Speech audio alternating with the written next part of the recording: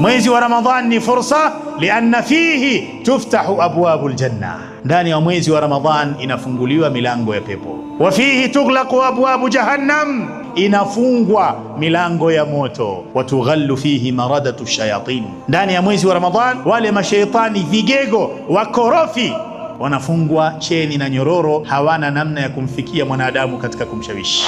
Kwa nini mwezi wa Ramadhan ni fursa? Lianna fihi layla khairun min alfi shahr man hurima khairaha faqad hurim. Mwezi wa Ramadhan ni fursa kwa sababu ndani ya mwezi wa Ramadhan kuna usiku mmoja, ukiupata huo, ile hali unafanya ibada, malipo yake ni zaidi ya ibada iliyofanywa ndani ya miezi 1000 ambayo ndani yake hamna Lailatul Qadr.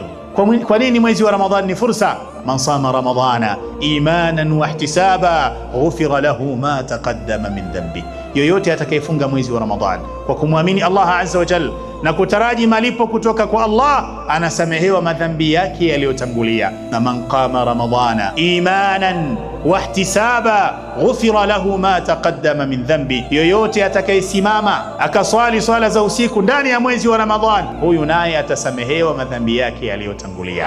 Miongoni mwa fursa, shahru Ramadhan fursatun lil'ata, mwezi wa Ramadhan ni fursa ya kutoa. Man fattara saiman kana lahu mithlu ajri, yoyote atakayemfuturisha aliyefunga, huyu mfuturishaji atalipwa sawa anavyolipwa yule aliyemfuturisha.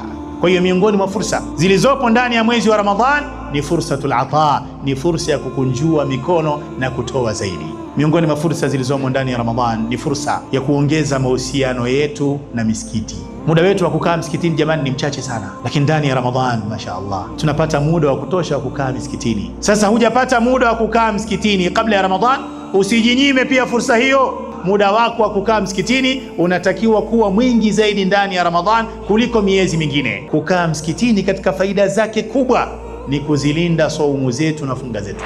Ili tuweze kuitumia vizuri fursa ya mwezi wa Ramadhan, ni lazima tuzingatie mambo kadhaa. Jambo la kwanza, alisti'anatu billah, kumwomba Allah msaada atupe nguvu ya kutekeleza ibada ndani ya Ramadhan, atupe taufiki ya kufanya kheri ndani ya Ramadhan, lakini kadhalika azipokee zile kheri tutakazozifanya. Jambo la pili katika yale yatakayokusaidia, an ta'lama adhima ajri al-amali fihi, utambue malipo makubwa ya ibada inayofanyika ndani ya mwezi mtukufu wa Ramadhan. Jambo la tatu ni kutambua muongozo wa Bwana Mtume Muhammad alayhi salatu wassalam, kwa namna gani alikuwa anaishi ndani ya mwezi mtukufu wa Ramadhan. Mwezi wa Ramadhan kwenye maisha ya Mtume alayhi salatu wassalam haukuwa mwezi wa kawaida, bali ulikuwa ni mwezi wa kipekee.